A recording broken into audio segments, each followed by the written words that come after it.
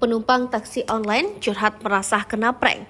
Tampilan luar mobil racing dalamnya taman safari.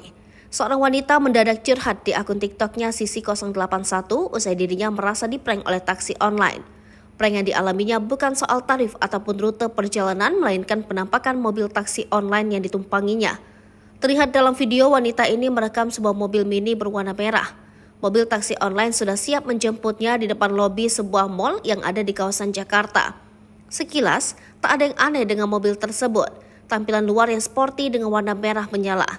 Bahkan penumpang pun menilai mobil tersebut memiliki kesan mobil racing atau balap.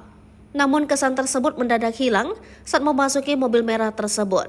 Sebab interior mobil sangat berbeda dengan kesan sporty, justru memiliki kesan bak taman safari. Mulai dari kursi mobil dan segala sudut mobil yang berlapis desain hewan macan tutul. Bahkan, atap mobil pun turut didesain dengan tema macan. Tak hanya itu, beberapa boneka hewan seperti monyet menjadi aksesoris mobil tersebut. Sontak videonya langsung mendapat berbagai respons dari netizen. Banyak yang mengaku pusing melihat desain interior mobil pada taksi online tersebut. Tak sedikit yang tertawa usai melihat curhatan penumpang taksi online itu.